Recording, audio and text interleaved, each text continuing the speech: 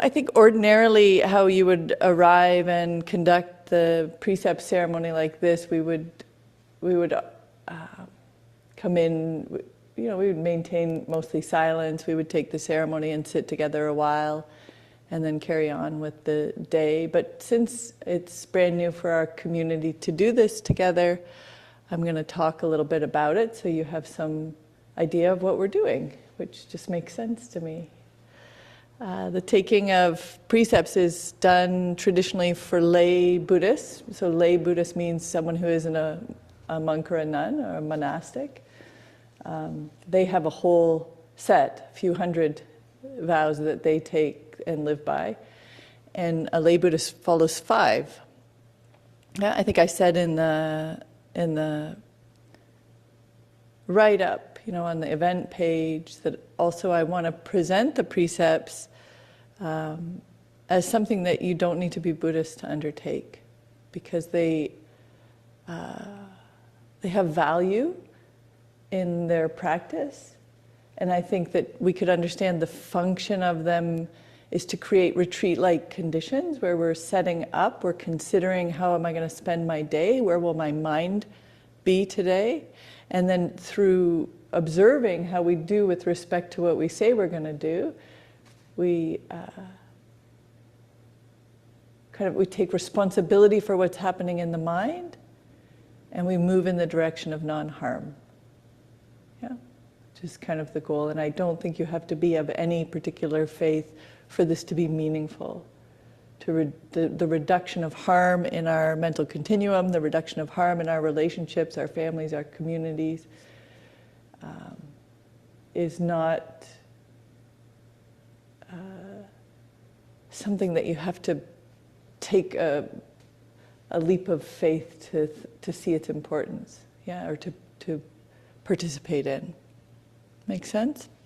So, but because of my background and the container of Buddhism and my own practice, I'm a follower of the Buddha, then I'm presenting it also in line with that, in case you also want to hold it in that same way, if that makes sense. So it's an offering, just as it was offered to me initially from my teacher, as something that has been practiced for thousands of years. I'm offering it here, and you can engage with it as you wish. Yeah.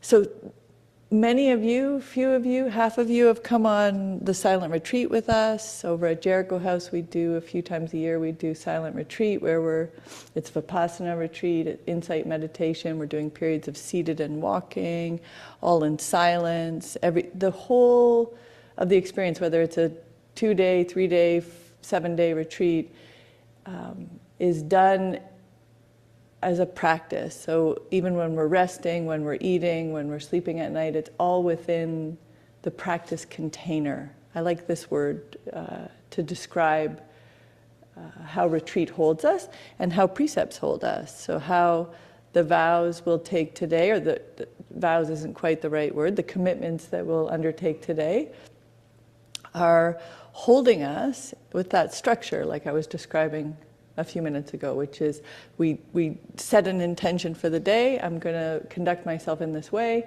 and then as we go through the day, we are more aware of what our mind is doing and what words are coming out of our mouth. So, for example, one of the precepts is to undertake the retraining to refrain from false or harmful speech. And so we might say something harsh or harmful and then go, oh, there it is. Yeah. So in part it could even just function to recognize it, because we're so outwardly faced, like the problem is the government, the problem is, this, that, and other condition.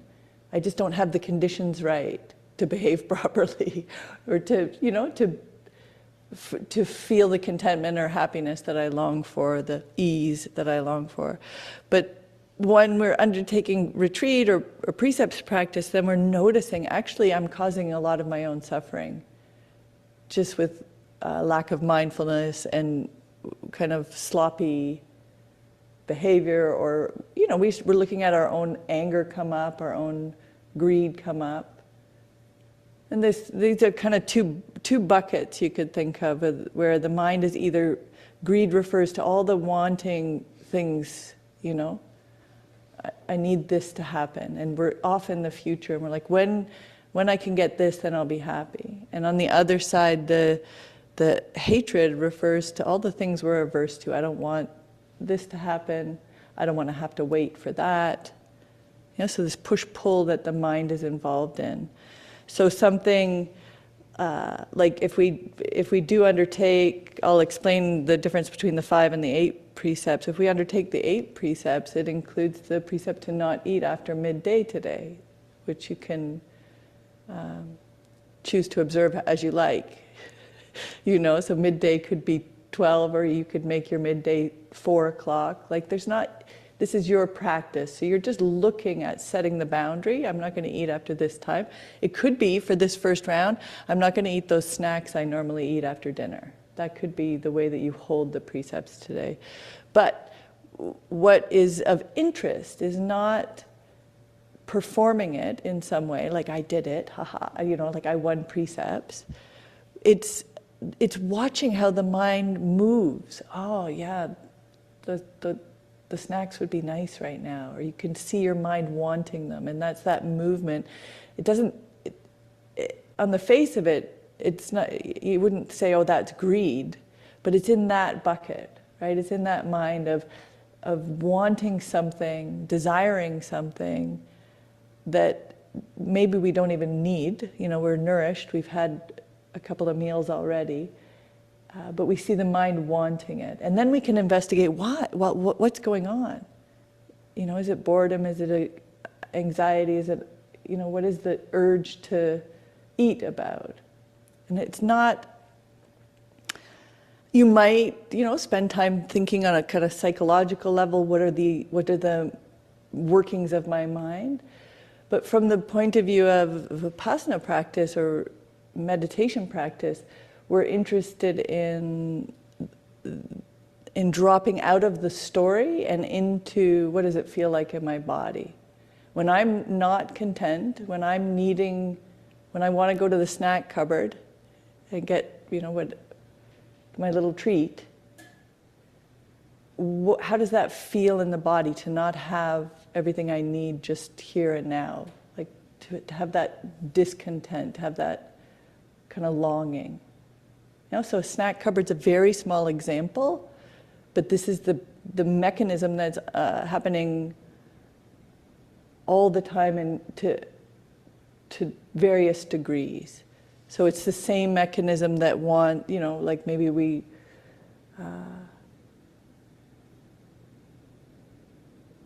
like that leads to our deepest sorrows. You know, somebody that we love has passed away and we wish we could be with them. You know, we wish we could talk to them one more time. So this is where there's a kind of range of experience, and we have to be skillful. And if we're working with the movement of our own mind. So to go back, we watch the pull or the push of the mind, and then the practice, and especially on a precept day, is to be with it. So to not distract ourselves away from it, to not take remedies that are like, well, I'll just go do this and then I won't have to think about that. Instead, we attend to the kind of embodied experience of what it's like to be in a longing state or in an aversive state. And we care, it's careful attention. Can I relax my shoulders? Can I feel into my belly? You know? Can I just soften around it? So some of the other precepts that when we do it, that looks like, oh, well, what's that about? I undertake the training to refrain from luxurious beds and seats. This was when I first did it in the Vajrayana context. It was high seats, and I was like, "What is that about? I don't sit up on high seats." But these are, if you think of taking the 8 precepts for the day as a kind of mini monastic training. Luxurious beds and high seats and so forth would be just noticing what you're doing with your body, not indulging and I'm going to go, lay about. Now, if you want to have a nap or a rest, that's fine, but then also could you sit for a while? Could you sit in meditation a while? So it's something it's a deep and rich practice that we can undertake on a regular basis. We're gonna offer it on the new moon through the year, and each time that you come back to it, I think there's kind of endless territory to explore, because the mind and its tangles are endless as well. There's always something to untie, it seems. I haven't managed to get to the end of untying the knots of the mind. So, and it has that quality, doing it on the new moon, of a renewal. So when we fail at meeting our own expectations, rather than what we might be used to doing, which is, punishing ourselves, or, oh, I'm so stupid, we say to ourselves. Oh, why did I do that? And we get tight and angry around our own perceiving ourselves to have these shortcomings. I'm not good enough. Everybody else is sitting up straight, or everybody else is happier than me, or that a part of the renewal of this and the returning to it again and again, you could recall, because we're taking them for the month, you could recall them each morning. You could read through the Five Precepts and just recognize or remind yourself of where you want to align yourself, right? And then when you fail, not thinking of it in those terms, I've failed, but just, that's what the mind is like. That's what happens. It's all conditioning. We've been conditioned, we are conditioned by all of the previous moments of mind, all of the karma, all of the actions of body, speech, and mind that we've been undertaking for this lifetime or many lifetimes. And also we're involved in a shared field of karma in relationship to people, and there's lots of stuck patterns that we get into with people. And this is not about, I'm going to fix all those patterns. I'm going to break all those patterns and be the perfect person. I'm going to perfect this. What this is more about is I'm going to release myself from holding the view that's centered just around this. Yeah, which is another Dharma talk. We won't go further into that. But this is to be explored: the truth of impermanence, the truth of no self, the truth of dukkha, the truth of suffering. So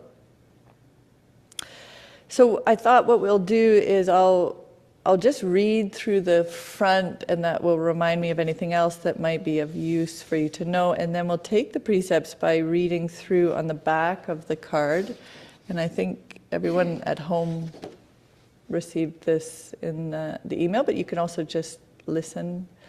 And the italic parts on the back will be the part that you're welcome to speak along with me. We'll do it together. And you can also just do it silently. You don't need to be, however it lands right for you. So on this new moon we gather for reflection and renewal. This is a day of observance, a time to pause, recollect our values, and realign ourselves with what supports clarity and well-being. Precepts are not commandments or measures of worth. They are trainings we take up willingly to support release from clinging and the cultivation of steadiness and care. So if it's not clear in what I've said so far, the precepts are a kind of medicine that we take. We undertake the trainings that are here with the purpose of healing our mind from that push-pull of greed and aversion, and from the underlying confusion that gives rise to it. So as we practice, sincerely practice kind of cleaning up our mind, we create the conditions to ease our own suffering and also to ease the suffering of those around us. So as we're ethically more aligned, we become a peaceful and more easeful, yeah, maybe not all the time, but more periods of ease and peace in the mind because we're not stirring it up with our own bad behaviors, yeah? And we become medicine for those around us because we're behaving ourselves. Yeah, and we can give up thinking everybody else should, straighten themselves out and just focus on where we're not aligned, right? Because that's the other thing we like to do. Say, well, I don't need to behave well because nobody else does. And then we're all on the road to hell, like we're all like, we've all given up. So, invitation to the precepts. Today, all are invited to undertake the 5 precepts as a commitment for the lunar month ahead. The 5 precepts form the foundation of ethical practice and daily life. They are undertaken for the coming month as a support for clarity, care, and non-harm. Those who wish may also undertake the 8 precepts for today only as a deeper day of observance.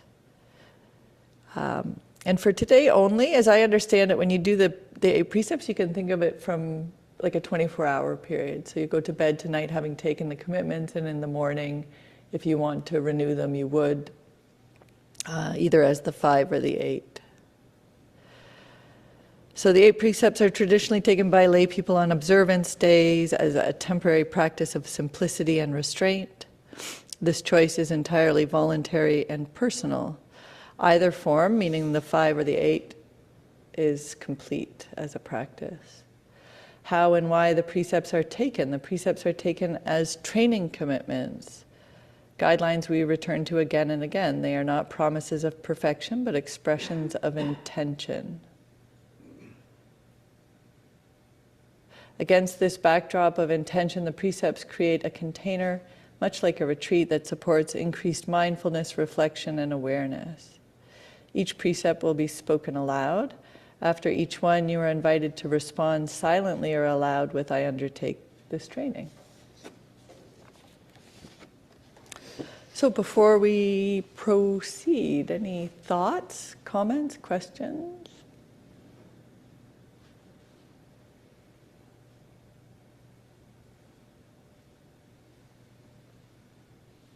Not a one. Good, I guess. I think this sounds lovely. Oh. Sorry. And I That's really all right. like... Is that Diana? Yes, it's me. Sorry. I think it sounds lovely. And I really like how you put medicine in there, medicine for our healing. So that's all. It just sounds really good. Beautiful. Yeah, so if we think of ourselves rather than as bad, we can think of ourselves as suffering from a kind of mental illness, or, and it's one way that, for me, the path has appeared as a kind of sanity.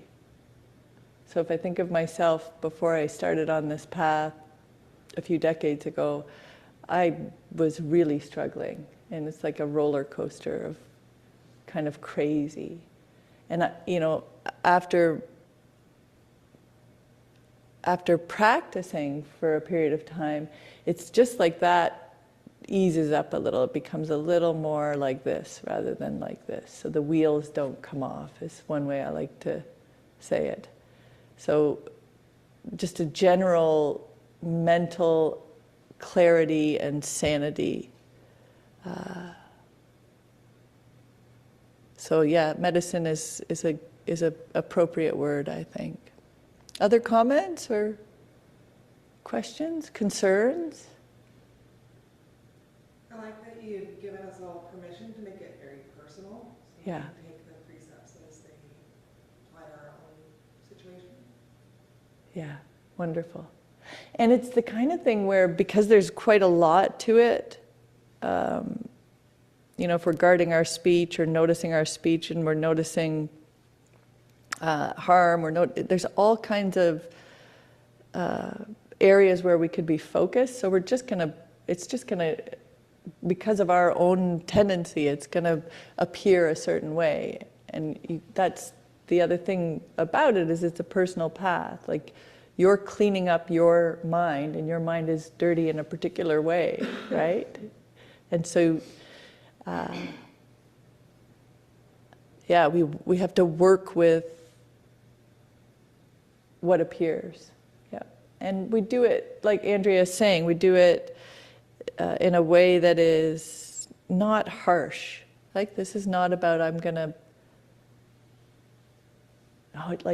we might get excited and be like, I'm gonna do the 8 every day this week, and then we go too hard, we go too fast, too far. So we just want to meet ourselves in a friendly way, I would say.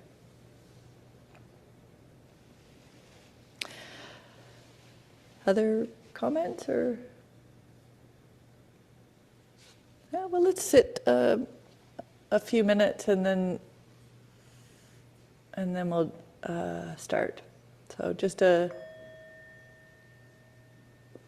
you could arrange yourself as if we were going to meditate, a little uprightness in your seat. You center yourself around the spine, make your body as comfortable as you can while sitting upright. And we could just rest in the awareness of the body breathing for a few minutes. So coming to touch into the embodied experience of the breath.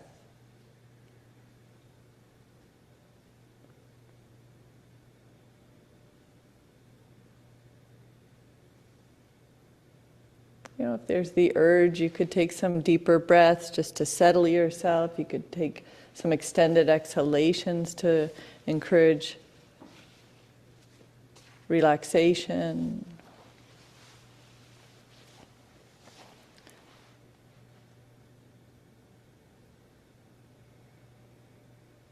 But then coming to just allowing the body to breathe as it needs to, as it wants to.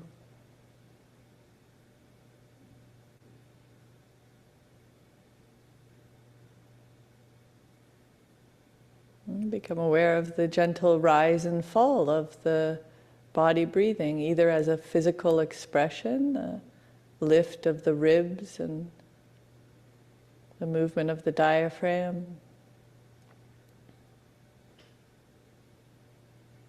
or more subtly becoming aware of the energy, subtle body energy rising, the kind of life-giving quality of an inhalation.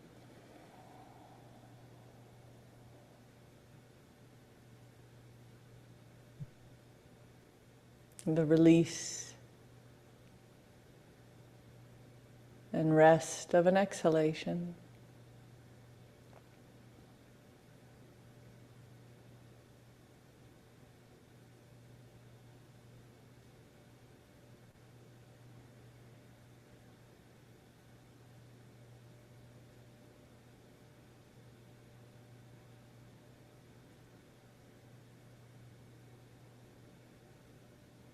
Attuning to the whole of the body sitting. You might be aware of the temperature in the room around you. Be aware of the feeling of the fabric of your clothes.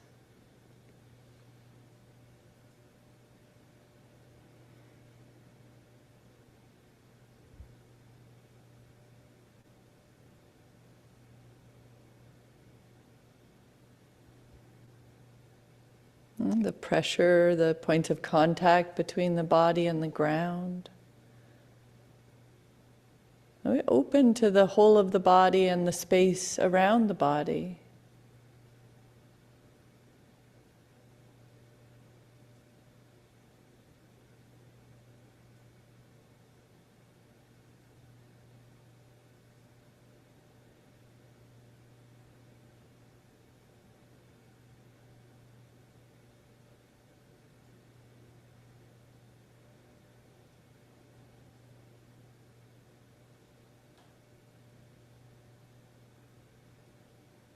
Sensing into the space of the heart now, the center of the chest.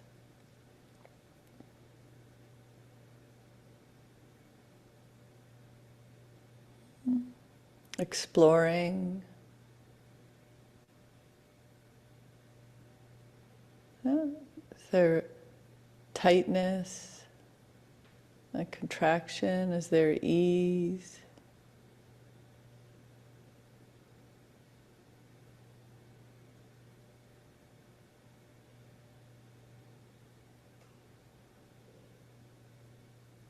Tuning into our mood this morning, the mood of the heart.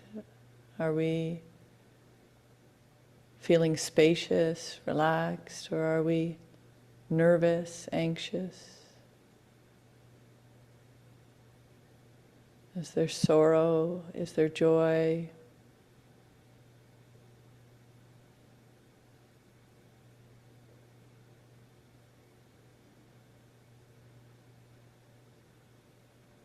And just generally as a mind-body system, are we feeling contracted, or could we invite a little more space? Allow ourselves to open up a little, heart and body.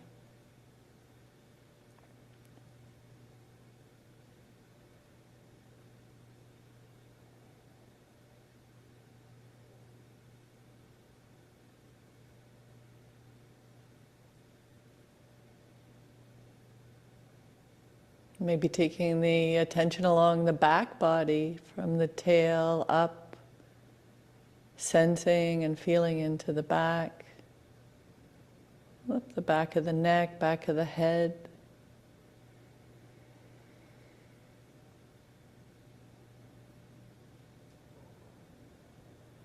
In a sense, it's a simple acknowledgement of what is apparent in this moment, what is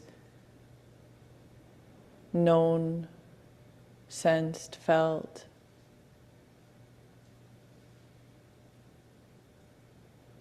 Body and mind.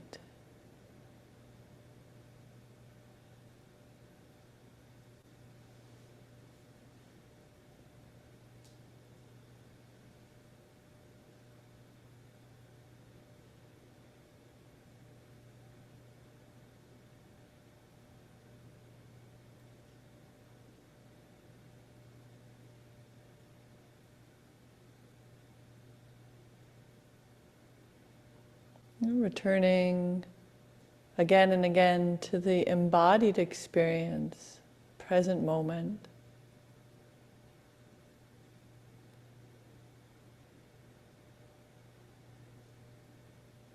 It could include sounds that you're aware of in the room around you.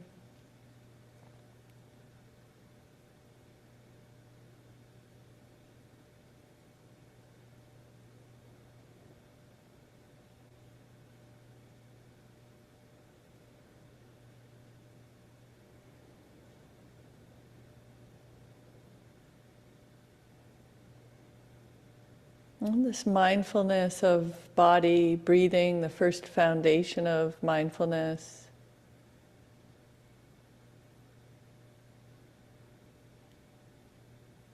Might make apparent the difference between your direct experience and the elaborations of the manas, the thinking mind, cognizing, the story.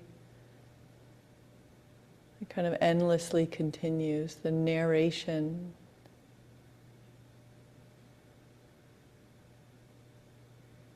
I like this, I don't like that. I am meditating, I'm taking precepts. It's Sunday.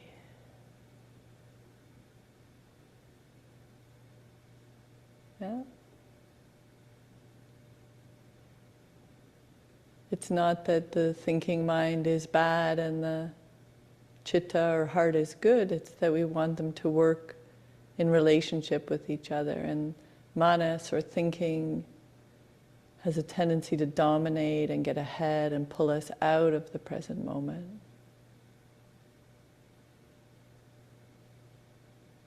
So when we sit like this, or later today when you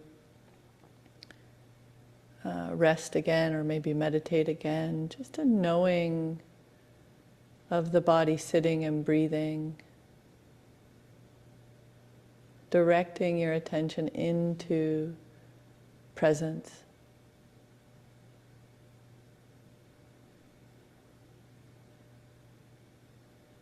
Allowing the thoughts to continue, but just not as interested in them.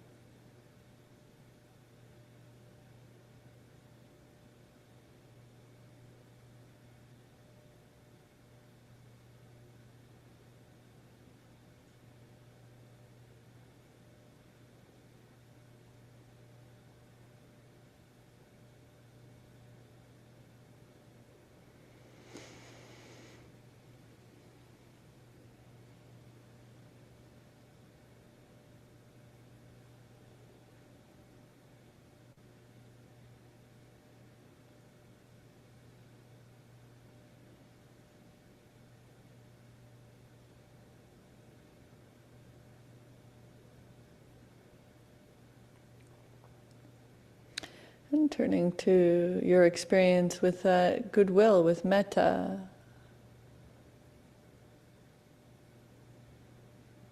And we can set an intention for the practice day, for the undertaking of the precepts today. Delighting in our good fortune.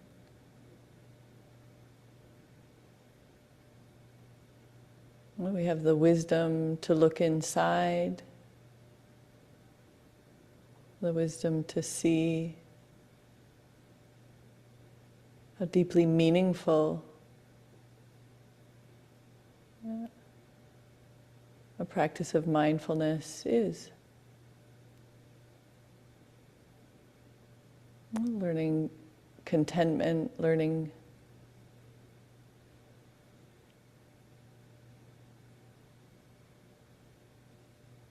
to increase our capacity to be present, to allow life to flow through.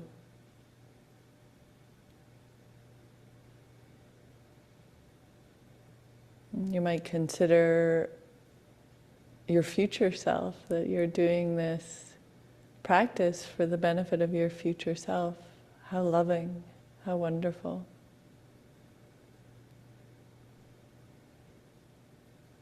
How kind.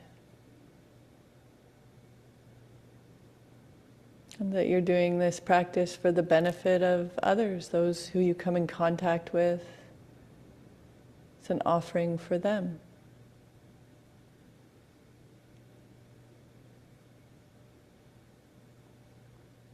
So may I bring an end to my own suffering and the suffering of other beings through this practice.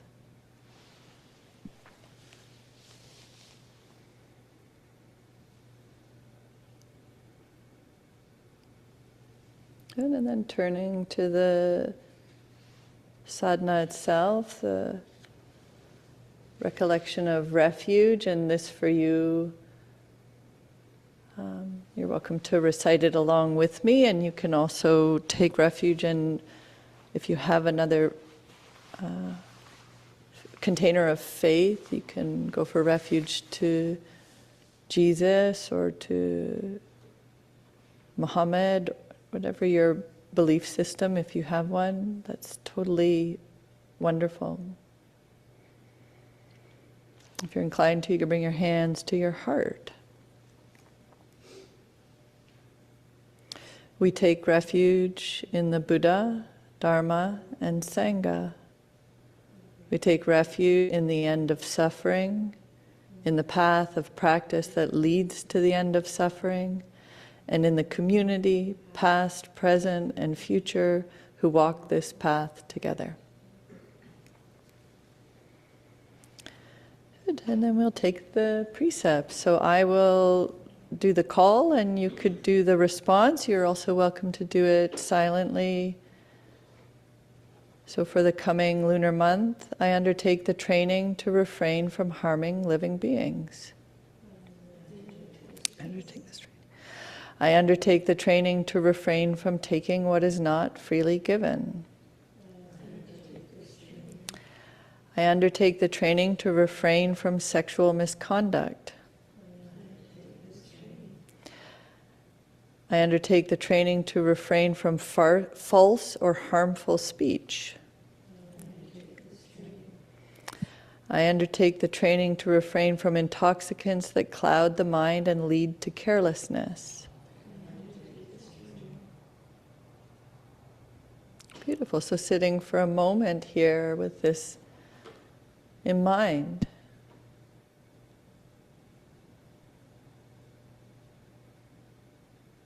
For the period of until the next new moon.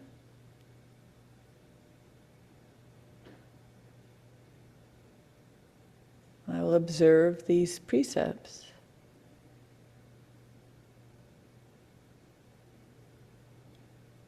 Not using them to build up,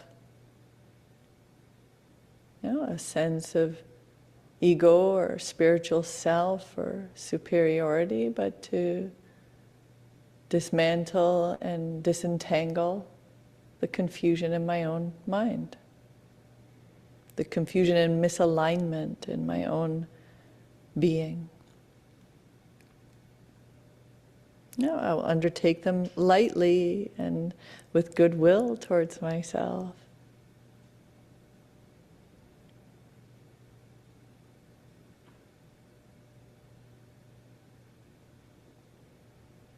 And when I mess up, I will be easy and forgiving of myself.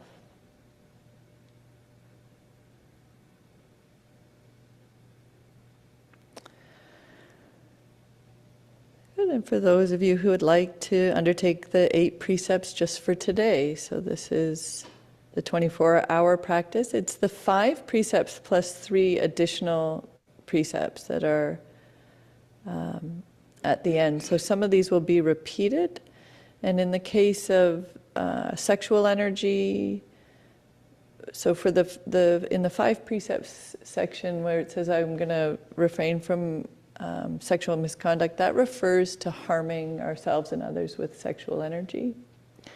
So it would cover things like not breaking up other committed relationships, or if we have a committed relationship, not moving outside that. With respect to the 8 precepts, if you wish, you can undertake to just refrain from any sexual activity today for the period of the 24 hours as an observance that's a little more monastic, a little bit more strict. The other difference with the 8, undertake the training to refrain from entertainment, adornment, perfumes, and cosmetics. So this is about being simple and not distracting ourselves, not busying ourselves with how we appear to others. Yeah. And then I undertake the training to refrain from luxurious beds and seats, so not overindulging ourselves. We can just think of it as that. And also with the 8 precepts, if you're taking those, you might, say to yourself, I'm going to sit this afternoon for half an hour, I'm going to sit this evening for half an hour. So instead of watching Netflix, which would be under the training to refrain from entertainment, we could meditate and do something different, go for a walk. Good. So for those undertaking a deeper day of observance today, I undertake the training to refrain from harming living beings. I undertake the training to refrain from taking what is not freely given. I undertake the training to refrain from all sexual activity.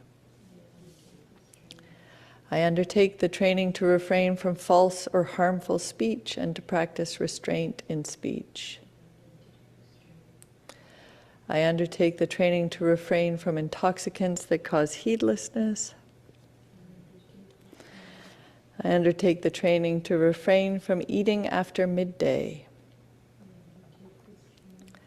I undertake the training to refrain from entertainment, adornment, perfumes, and cosmetics. I undertake the training to refrain from luxurious beds and seats. Beautiful. I'll mention as well the difference with the speech precept here is you might include periods of silence or just speaking less on a precept day like today. It's a good way to not have harmful speech, is to not speak. And it's also enjoyable, those of you who have done some silent practice or silent retreat, it's nice to just take a rest from always having to say something. So now allowing the body to feel what it is like to be aligned and at ease. And we'll sit a little longer, so placing and sensing.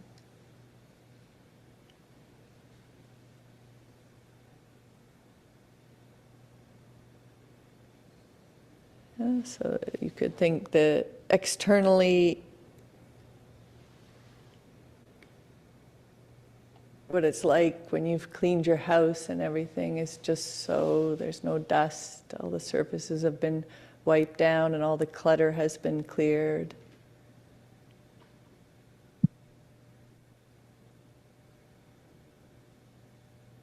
Well, the precepts are like cleaning our internal experience, making the mind simple.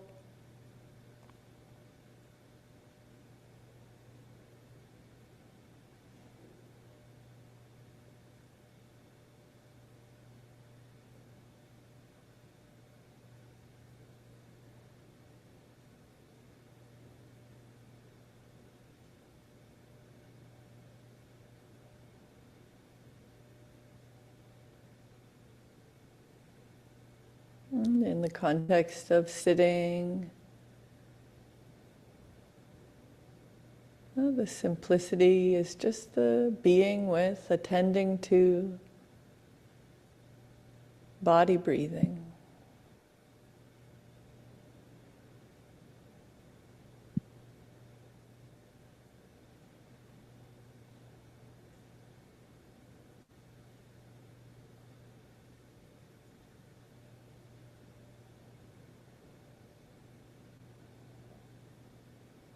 Finding the simple pleasure of the breath, the simple ease.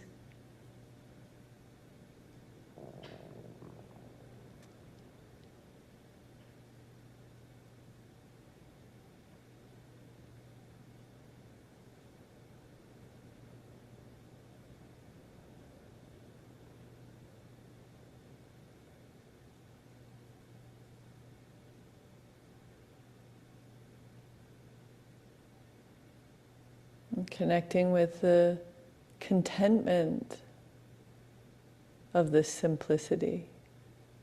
That might be tied to how we sit. So when we sit and know the breath, it's not overly effortful. We're looking for a restful,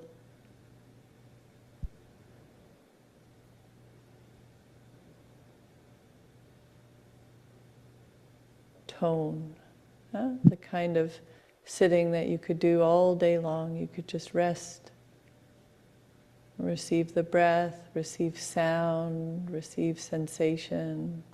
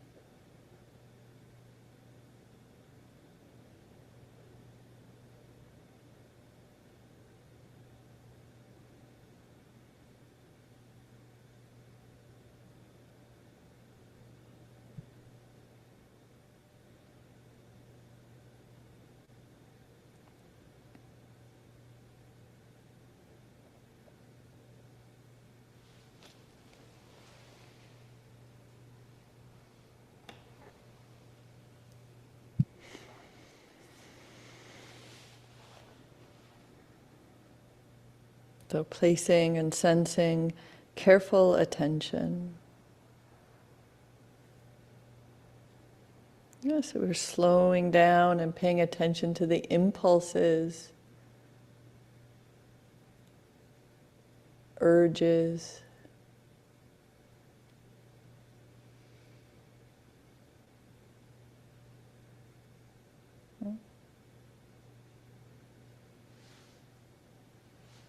Our speech and our actions come from thought first.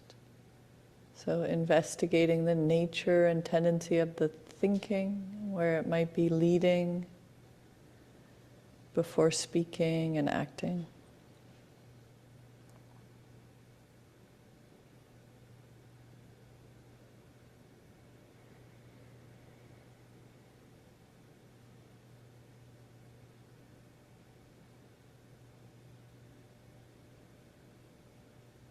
Good, and we can recite the closing dedication together. So if you like, bringing your hands to your heart.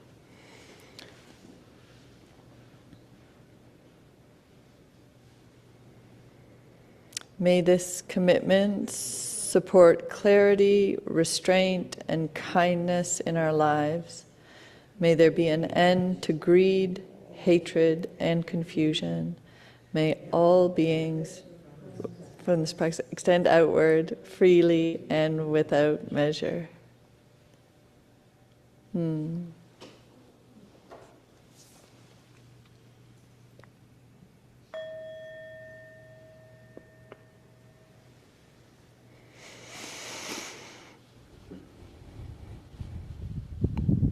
Beautiful, thank you, everyone. I realized just at about 16 past 8 that this was a 45-minute session.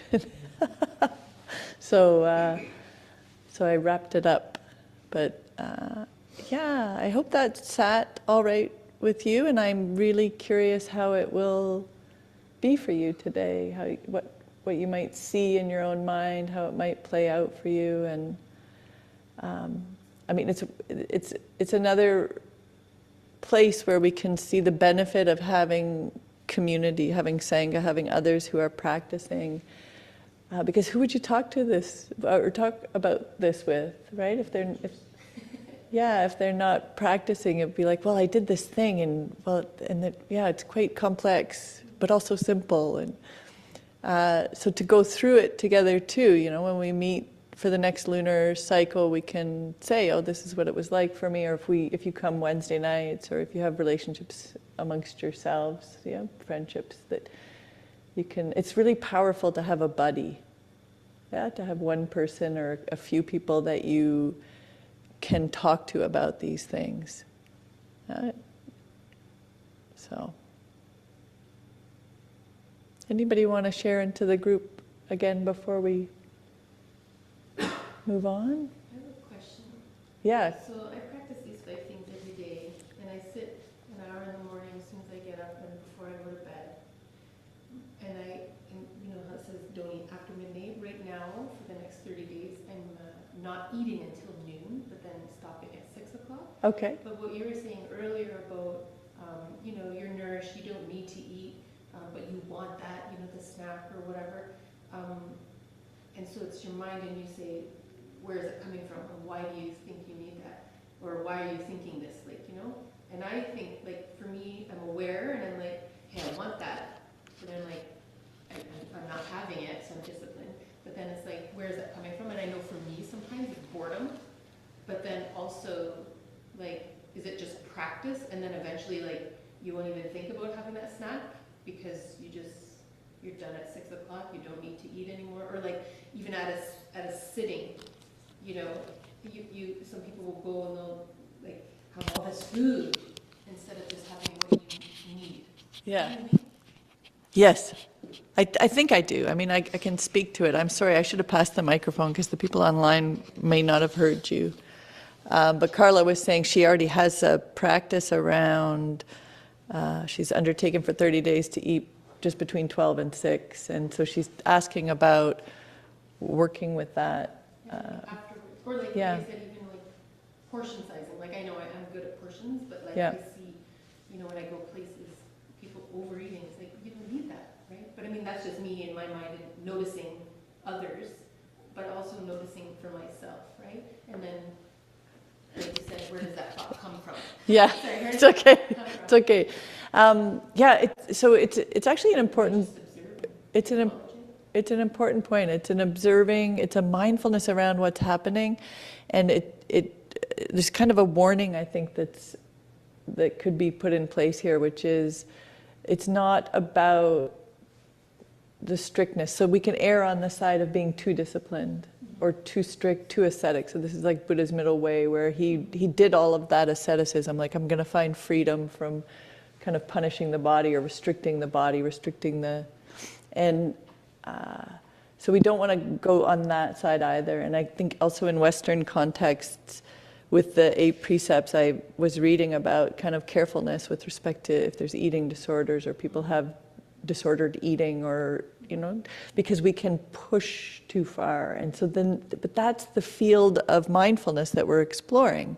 So the tendency, the urge, we can explore it, but then it doesn't always end in restriction, right? It might be, I am going to have that. I don't really need that cake, but I'm going to eat it really mindfully and enjoy and take, like almost in a tantric way, we can take the joy from the food and we offer this experience of pleasure for the benefit of all.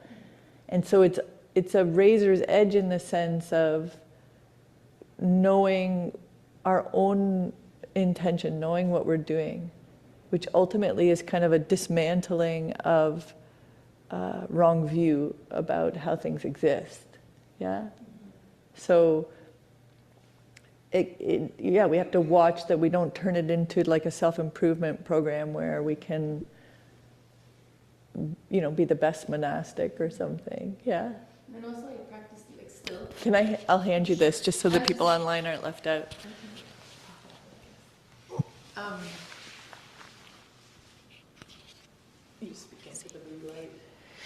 I also practice your 100 days of care still. So I journal every morning and I write my affirmations and I write what I'm grateful for, and then I have my list of things to do and then what good things happened. And oftentimes I've been finding, well, not oftentimes, but lately I've been finding my list is too big of the things to do. But then I just, you don't get to it, or you fail, so to speak, and then you just move on. The next day is another day. Absolutely. Right? Yeah. So, yeah. Yeah, that's beautiful. Anyone else want to share anything? Anyone else? Yeah, I was noticing that. Yeah, that's beautiful. It's awakening, isn't it? Yeah, waking up to. Just you acknowledge, like you're aware, like you're frustrated, and then you feel your body getting hot, and then I take a few deep breaths, and then just recognize or question, where is that coming from? Yeah. So a useful thing is to say this is happening. It's not personal. When the conditions are here for these feelings to arise or these sensations to arise, it's not personal. It's because the conditions are there.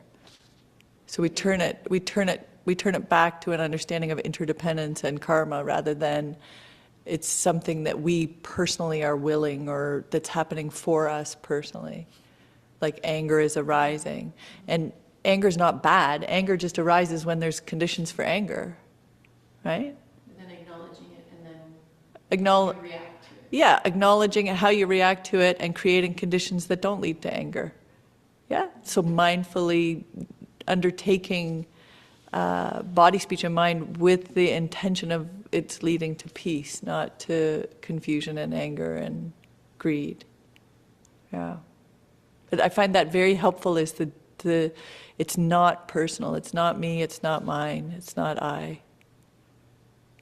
It's a kind of a useful little untangling hook that we can return to. Good. So I want to, we'll just close now. I'm happy to chat further, but we'll let people get on with their day. I hope you have a wonderful day of practice. Yeah.